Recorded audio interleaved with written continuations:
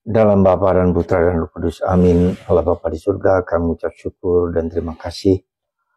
Kami boleh mempunyai Ibu di surga yang menjadi Ratu surga dan Ratu dunia. Bantu kami untuk menghayati kerendahan hati seorang ibu yang peduli dengan anak-anak putranya. Terima kasih Tuhan atas anugerah Ibu kami ini, yang menjadi bagian dari seluruh hidup kami. Terpujilah nama-Mu kini dan sepanjang masa. Amin. Para saudaraku terkasih, hari ini gereja merayakan peringatan Maria Ratu Surga. Dan ini menunjukkan kepada kita bahwa Maria bukan hanya sebagai ratu di dunia seperti yang kita bayangkan dengan kemewahan, dengan kehebatan, dengan glamor, bukan itu. Ratunya Maria itu adalah ratu yang rendah hati, ratu yang sederhana, ratu yang peduli dengan orang lain, ratu yang mencintai sesama dan mencintai Tuhan dengan sepenuh hati. Itulah yang dilakukan oleh Bunda Maria. Dia sangat-sangat mencintai anaknya Yesus, ya, dan mencintai Allah yang telah memilih dia menjadi bunda putranya. Dan itulah yang sebetulnya menjadi menjadi contoh bagi kita. Maria Ratu bukan dia adalah ratunya dari raja, bukan. Ratu berarti di sini dalam arti ibu suri.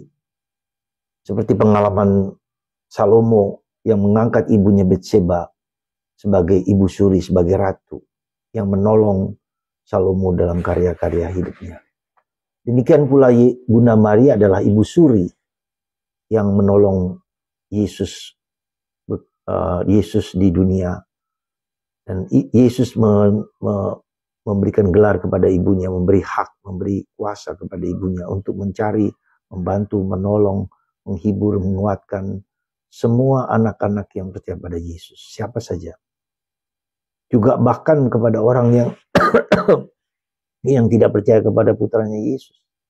Maria pun tak jarang datang kepada orang-orang yang tidak beriman kepada putranya, atau orang-orang yang tidak percaya kepada dirinya.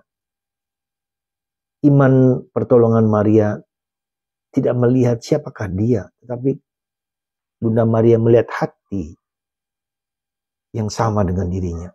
Kerendahan hati, kemurnian hati, kesederhanaan hidup. Itulah ratu yang sungguh-sungguh dimaksudkan oleh Yesus dan Bunda Maria.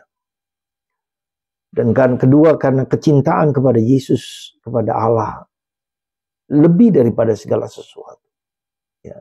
Bunda Maria taat ketika dia diminta untuk menjadi ibu Yesus, ibu Sang Immanuel.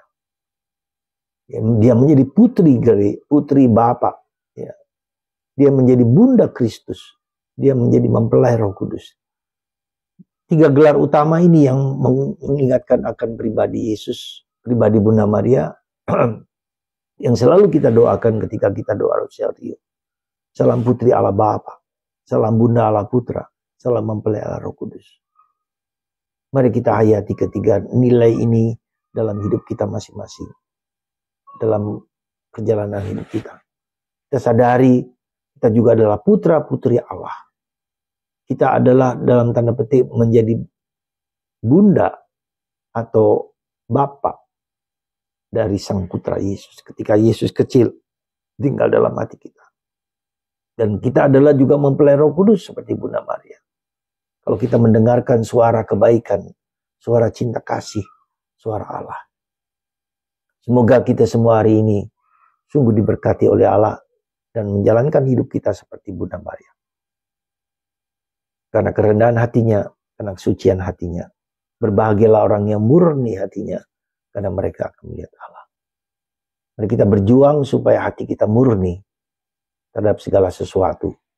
Karena kita mempersembahkan segalanya kepada Allah. Marilah kita persembahkan mulut kita, pikiran kita, perasaan kita, hidung kita, telinga kita, mata kita, hati dan perasaan kita. Untuk digunakan sebagai memuliakan Tuhan. Sebagai alat Tuhan. Kita pakai seluruh diri kita untuk memuliakan Tuhan. Berkat Tuhan atas Anda semua, dalam nama Bapa, Putra, dan Roh Kudus. Amin.